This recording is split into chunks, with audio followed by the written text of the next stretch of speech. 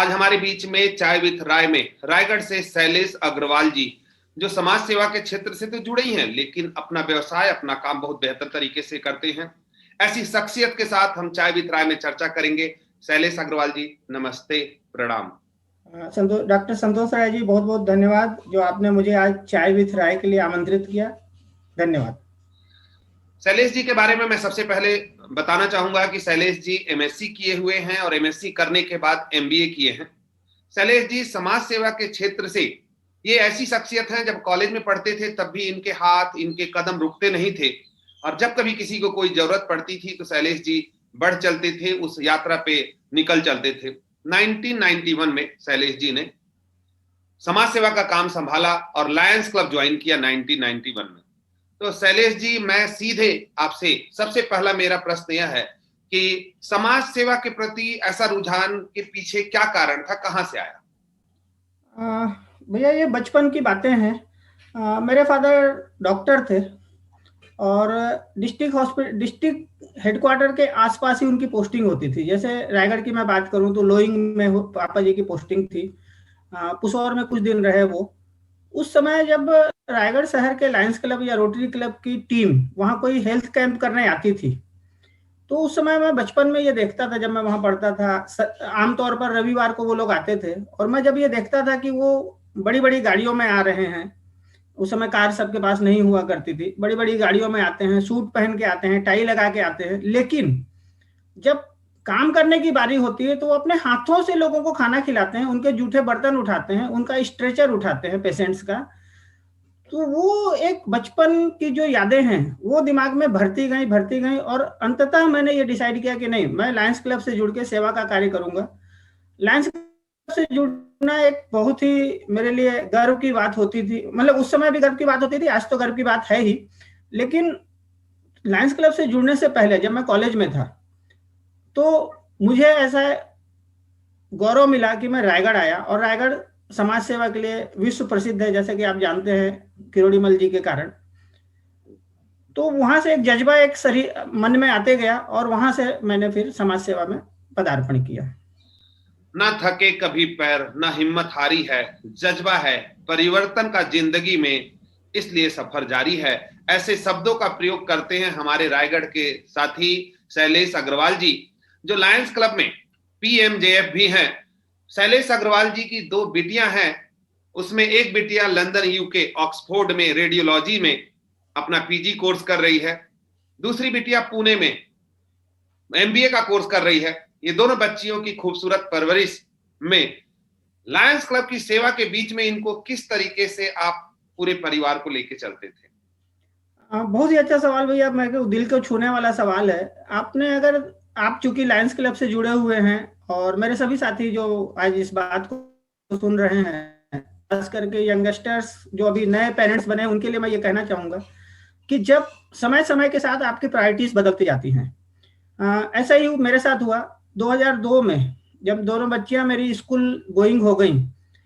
93 का एक बेटी का बर्थ है मेरा, एक बेटी का 96 का बर्थ है। और जब दोनों बच्चियां 2002 के आसपास स्कूल गोइंग हो गई, उस समय मैंने अपने आप को समाज सेवा से, नॉट समाज सेवा से तो नहीं बोल सकता, बट लायंस क्लब में फ्रीक्वेंसी में मैंने बहुत कम कर दिया। केवल क्लबों की मीटिंग में जाता था, डिस्ट्रिक्ट्स की मीटिंग में नहीं जाता था। और पूरा टाइम मैंने अपनी बच्चियों को, इसमें विशेष सहयोग मेरी पत्नी दीप्ति अग्रवाल जी का भी रहा। उन्होंने अपनी बच्चियों को और मैंने पूरा ध्यान सारे कामों से दूर हटकर, इवन आप अगर विश्वास नहीं करेंगे, हम अपने घर का केबल कनेक्शन 3 महीने के लिए बंद कर देते थे जब उनके एग्जाम होते थे, और हम भी नहीं देखते थे टीवी। तो ये सेक्रीफाइस जब आज फलीभूत होता है, जब दोनों बच्चियां अपने पैरों पर खड़ी हैं, तो बहुत अच्छा लगता है। और मैं यही कहूंगा कि कुछ पाने के लिए कुछ खोना पड़ता है। जो हमने 3-3 महीने टीवी नहीं देखे, कहीं हम होटल नहीं जाते थे, हम किसी दिन सवेरे स्कूल जाने के लिए रात में होटल नहीं जाते थे कि दूसरे दिन बच्चे स्कूल जाने में देर हो जाएंगे, पार्टियों में नहीं जाते थे, परिवार की शादियों में नहीं गए हम, वही आज फलीभूत हुआ। शैलेश अग्रवाल जी बड़ी बेबाकी से अपनी बातों को रखते हुए कहते हैं कि त्याग जरूरी है, पेरेंट्स को भी त्याग करना होगा अगर बच्चों को अच्छे मुकाम पे देखना चाहते हैं या कोई काम करना चाहते हैं। ऐसे पेरेंट्स को भी आपने अप्रत्यक्ष रूप से एक संदेश दिया कि बच्चों की परवरिश में या बच्चों के एग्जामिनेशन के समय न केवल आप भी अपने टीवी के चैनल को काट दें या टीवी ना देखें, या जितनी जरूरत है उतनी टीवी देखें। मैं ये जानना चाहूंगा दीप्ति अग्रवाल जी के बारे में आपने चर्चा किया, वो शिक्षा के क्षेत्र से जुड़ी हुई हैं और असिस्टेंट डायरेक्टर के पद पर एजुकेशन डिपार्टमेंट में काम करती हैं। तो दीप्ति अग्रवाल जी भी जॉब पे जाती थी, शैलेश जी भी अपने बिजनेस पे जाते थे। तो कहा जाता है कि जब दोनों व्यवसाय के लिए बाहर निकलते हैं तो बच्चों की देखरेख में कुछ तकलीफ होती है, तो इसको कैसे आप लोग मैनेज करते हैं? भैया ये एक छोटी सी ट्रेनिंग का हमारा नतीजा है। उसमें दो बातें थी। एक तो जब दीप्ति अग्रवाल जी अपने जॉब पे जाती थी तो मैं अपना बिजनेस संभालता था, और मेरा बिजनेस मैंने इसीलिए अपने घर में ही ऑफिस बनाया। घर के आउटर साइड में एक घर के मतलब घर में ही एक कमरे में मैंने अपना व्यवसाय चालू रखा, और कभी भी मैंने कोशिश नहीं करी कि मैं शहर में कोई बड़ी दुकान लेके वहां एक शोरूम बना के वहां शिफ्ट हो जाऊं। ये सिर्फ अपने बच्चों के लिए किया मैंने, कि क्योंकि मेरा कोई लड़का नहीं था और उसको और कोई संभालने वाला नहीं था, मेरा कोई भाई नहीं है, तो हम ही 4 लोग थे परिवार में। और बच्चों की परवरिश बहुत जरूरी थी। वो स्कूल से 2 बजे वापस आते थे, उस समय उनको खाना देने वाला या साथ में उनके साथ उनके कपड़े बदलने वाला एक आदमी घर में होना चाहिए। सुबह जाते समय तो मैं बिल्कुल भी ध्यान नहीं देता था, पूरा काम मेरी पत्नी दीप्ति अग्रवाल जी करती थी। बट वापस आने के बाद उनके ऑफिस आने से पहले तक 7 बजे तक पूरा ध्यान मुझे ही रखना पड़ता था घर पर। तो इस तरह से हमने एक एडजस्टमेंट किया, मैंने कुछ सेक्रीफाइस किया, और आज वो अच्छे मुकाम पर हैं। 2 पटरी के रूप में, 2 ट्रैक के रूप में काम करने वाले शैलेश अग्रवाल जी और दीप्ति अग्रवाल जी, आपके भाव से यह व्यक्त हो रहा है कि दोनों ट्रैक का साथ होना जरूरी है, वरना ट्रेन पटरी से उतर जाएगी। और आपने उसमें बखूबी साथ निभाया कि जब दीप्ति जी नहीं होती थी तो आप पूरी चीजों को देखते थे, और जब आप नहीं होते थे तो दीप्ति जी इन चीजों को देखती थी। और इस तरीके से आपने एक खूबसूरत परिवार, एक खूबसूरत समाज के प्रति भी आप बड़ी जागरूकता से लगे रहते हैं, करते रहते हैं। शैलेश जी, आज का यूथ ऐसा कहा जा रहा है कि थोड़ा भटक गया है, और चाय विथ राय नॉर्मली यूथ के लिए ही मुख्य चर्चा का केंद्र बिंदु है। यूथ को क्या सुझाव देंगे, क्योंकि आप 2 बच्चियों के पिता भी हैं? डॉक्टर साहब, मैं ये कहना चाहूंगा विशेष रूप से कि अगर हम बच्चों को बंधन में नहीं रखेंगे, खास करके जब हम पेरेंट बनते हैं, जो अभी हमारे यंगस्टर्स आगे चल के पेरेंट बनेंगे, और अपने बच्चों को चूंकि हम बंधन में रखते हैं इसलिए वो ज्यादा भटकते हैं, ऐसा मेरा सोचना है। कम से कम मैंने अपनी दोनों लड़कियों को कभी भी किसी बंधन में नहीं रखा। आज भी वो अगर रात में 12 बजे किसी काम से बाहर जाती हैं तो मैं कभी नहीं डरता हूँ। उनको उतनी ही छूट है जितनी अगर मेरा लड़का होता तो उनको मिलती। मैं कभी नहीं डरता, लेकिन हाँ, उनको उनके ऊपर ध्यान रखना, उनका ध्यान देना, उनसे समय समय पे बात करते रहना, ये एक बहुत बड़ी प्रायोरिटी है पेरेंट्स के लिए। यूथ के लिए तो मैं सिर्फ यही कहूंगा कि आप बहुत अच्छा कर रहे हैं। यूथ आज के जमाने का बहुत ही टैलेंटेड है, जितना हम कभी नहीं हुआ करते थे शायद। मेरे ख्याल से आप भी मेरी उम्र के ही हैं। हम इतने टैलेंट कभी नहीं, हमारे में इतना टैलेंट नहीं था, इतनी सारी सुविधाएं नहीं थी हमारे पास, फिर भी हमने जो जैसा भी किया। और बंधन का बेवजह फायदा ना उठाएं, मतलब जो उनको छूट मिली है, छूट अगर कोई परिवार देता है, पेरेंट्स देते हैं, तो उसका नाजायज फायदा वो ना उठाएं, उसको पॉजिटिव एनर्जी के साथ आगे बढ़ें। बिल्कुल आपका सभी काम सफल होगा। आपने दोनों बातें बड़ी खूबसूरत अंदाज में प्रत्यक्ष अप्रत्यक्ष रूप से रख दी कि बंधन रखना नहीं है और बंधन का गलत उपयोग नहीं करना। यूथ इस बात को खास तौर से ध्यान रखे, और पेरेंट्स भी, कि पेरेंट्स बंधन रखे मत, और जो फ्रीडम मिला है उसको यूथ मिस यूज करे मत। इतना सुंदर अंदाज था शैलेश जी आपका। रीडिंग आपकी हैबिट है, इसके अलावा आपकी और क्या क्या हॉबी है? समाज सेवा के बारे में हम जानते हैं, आप पूरी तरीके से लगे रहते हैं, 24/7 लगे रहते हैं। पढ़ना आपका शौक है, इसके अलावा कौन सी ऐसी चीज है जो आपको पसंद है? भैया, मैं इनोवेशन में थोड़ा सा विश्वास रखता हूँ। इनोवेशन मतलब जब भी मैं कोई काम करता हूँ तो उसको एक नए तरीके से करने की कोशिश करता हूँ। जैसे मैं बिजनेस की बात करता हूँ, सबसे पहले जब मैं बिजनेस चालू किया उस समय इंटरनेट नया नया आया था। हमारे यहाँ 5 कंप्यूटर थे, 95 की बात है ऑलमोस्ट। 95 में जब डायल करके कनेक्शन, इंटरनेट कनेक्शन होता है। आज तो हाथ हाथ में मोबाइल है, हर हाथ में मोबाइल है, हर हाथ में इंटरनेट है। बट उस समय मैंने एक इंटरनेट कैफे का कॉन्सेप्ट चालू किया। जो पुराने लोग हैं वो जानते होंगे, 1 घंटे का हमें 50-60 रुपए देना पड़ता था। तो वो एक कैफे मैंने चालू किया, और एक नया इनोवेशन रायगढ़ में आया। तो जो यहाँ की कंपनियां जो थी, जैसे जिंदल स्टील है, वहाँ के ऑफिसर्स यहाँ आकर 1-1 घंटे बुकिंग करके वो बैठते थे यहाँ और अपना काम करते थे। उसके बाद मैंने इंकजेट कार्ट्रिज रिफिलिंग का काम किया। काफी दिनों तक, जो कि यूनिक काम था। उसके लिए भी मैंने बॉम्बे से मशीनें हायर की। और इस तरह से अगर इनोवेशन के साथ हम काम करें, कोई भी काम, जैसे मैं लायंस क्लब में भी बहुत सारे काम इनोवेटिव तरीके से करना चाहता हूं और कर भी रहा हूं। कुछ काम किया है मैंने और कुछ आगे का मेरा भविष्य का प्लान है।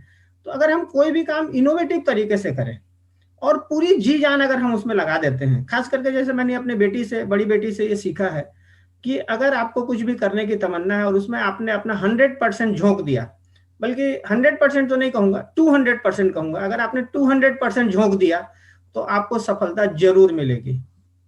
शैलेश जी, आपको फिल्म लाइन में कौन सा हीरो, कौन सी हीरोइन पसंद है? बहुत ही पर्सनल सवाल है, लेकिन फिर भी मैं बताना चाहूंगा, हीरोइन में मैं रेखा जी को पसंद करता हूँ।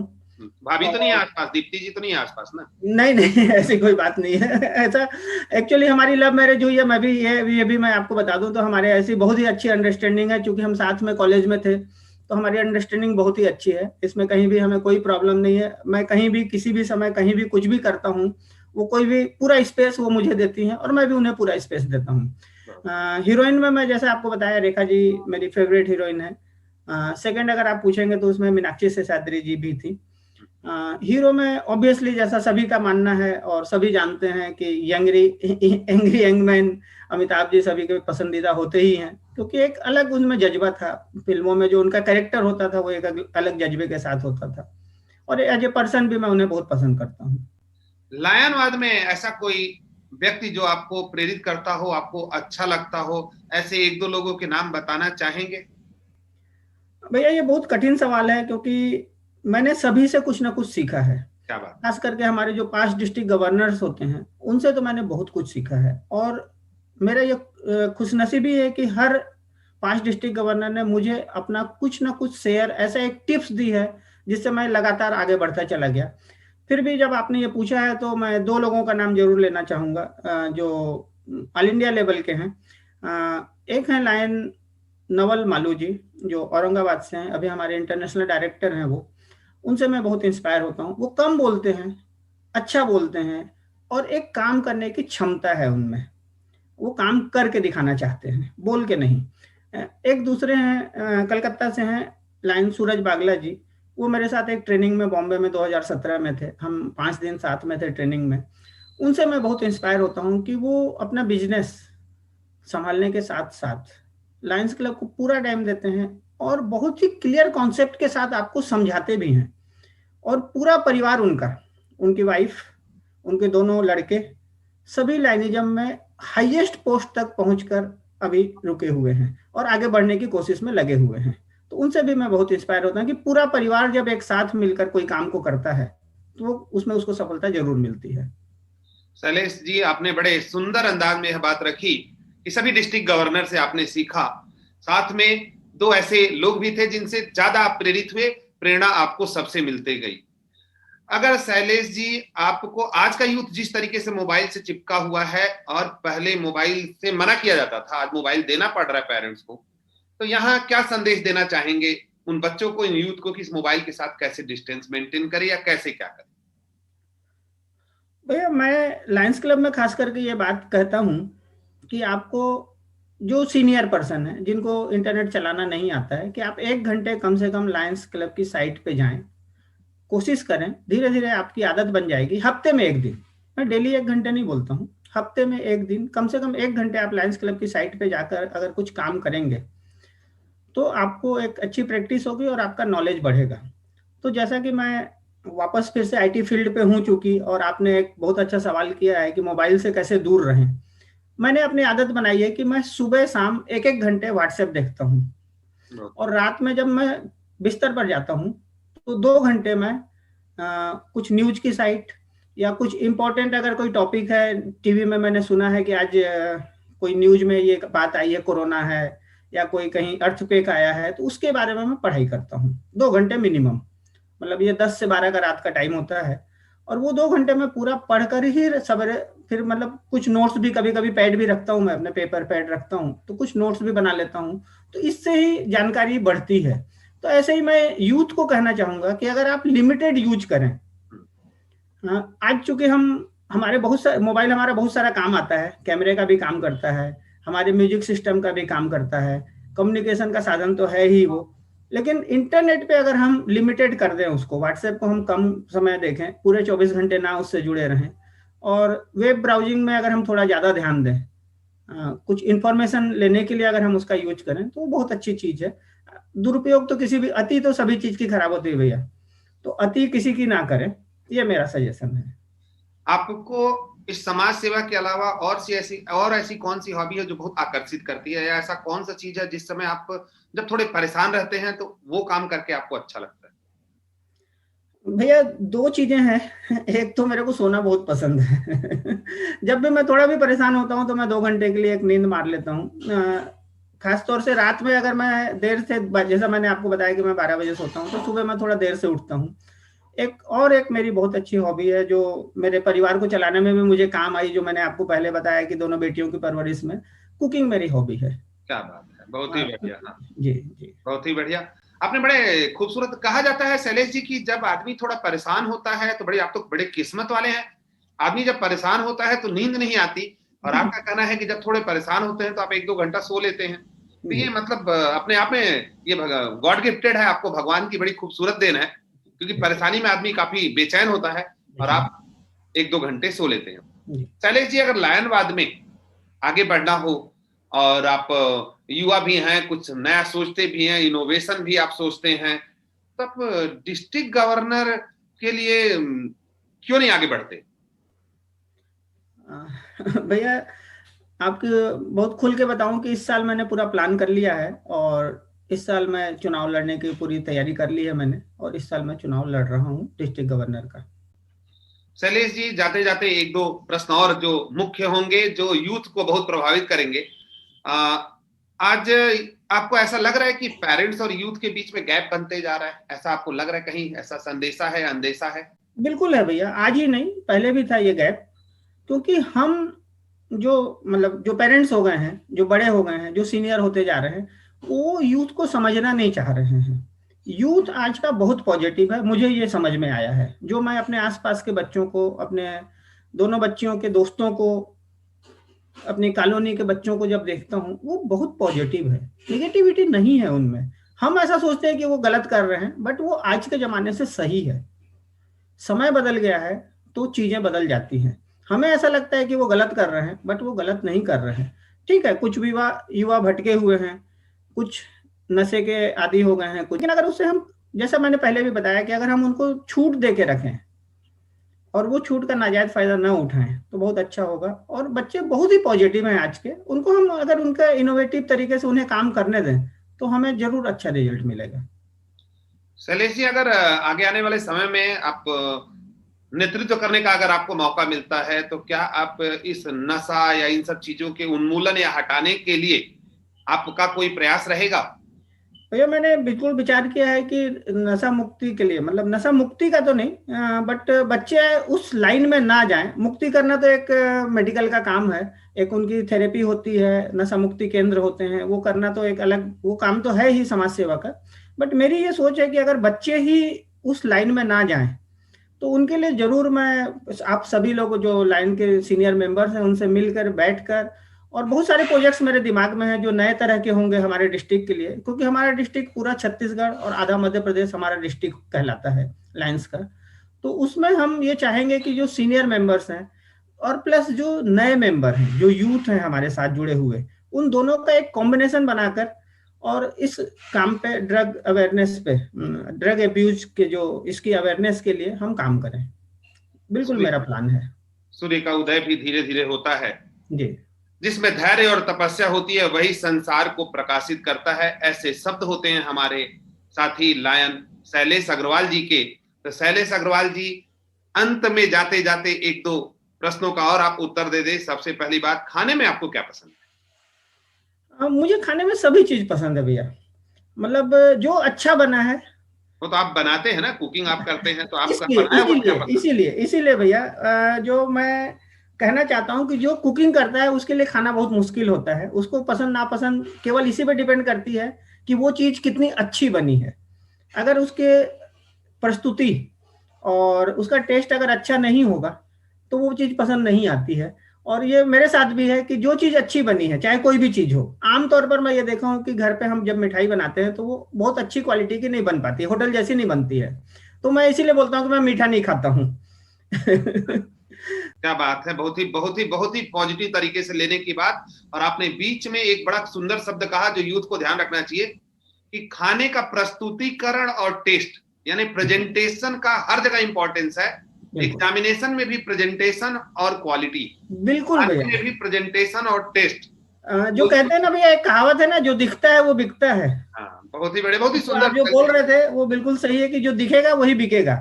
अगर आपका प्रेजेंटेशन ही अच्छा नहीं होगा तो बिकेगा भी नहीं। तो कई बार आपको क्रिटिसिज्म भी सहना पड़ा होगा कि खाना बनाए हैं और दोनों बेटियां बोल रही क्या पापा क्या बना दिए आप, ऐसा? नहीं, क्योंकि कई बार उन्होंने मेरे हाथ का अच्छा खाया है तो वो हाँ, धीरे से ही बोल पाती हैं कि पापा आज मजा नहीं आया। क्या बात है। यानी सब कुछ अच्छा होते रहेगा तो जी। निश्चित तौर से क्रिटिसिज्म के पहले भी जब अपना परिवार समाज सब कोई सोचेगा कि अगर शैलेश जी 10 अच्छे काम कर रहे हैं, एक आध कुछ प्लस माइनस हुआ तो उसको सब लोग कंसीडर करते हैं। ये प्रश्न इसलिए मेरा आपसे था, व्यक्तिगत था, क्योंकि हर चीज का सुधार घर परिवार से होता है, फिर समाज और फिर आगे जाता है। चहुमुखी प्रतिभा के धनी शैलेश अग्रवाल जी अपने व्यस्त समय में से मेरे साथ चर्चा किए। चाय विथ राय में हमारी चर्चा हुई। फिर कभी वक्त होगा तो हम जरूर मिलेंगे शैलेश अग्रवाल जी के साथ और इन्हें किसी मोटिवेशनल स्पीच में बुलाएंगे। बहुत अच्छे मोटिवेटर हैं ये, बहुत अच्छे कंटेंट्स तैयार करते हैं और बातों को रखते हैं। शैलेश अग्रवाल जी नमस्ते, आपने जो समय दिया उसके लिए। भैया आपका बहुत बहुत धन्यवाद, जो मुझे आपने चाय विथ राय में बुलाया। और मैं उम्मीद करता हूं कि आप और आपकी जो टीम है इसी तरह कार्य करते रहे और अच्छे अच्छे मोटिवेशनल स्पीकर्स को बुला के हम आपके साथ जो जुड़े युवा हैं उनको मोटिवेट करते रहे। थैंक यू वेरी मच भैया। Thank you. Thank you.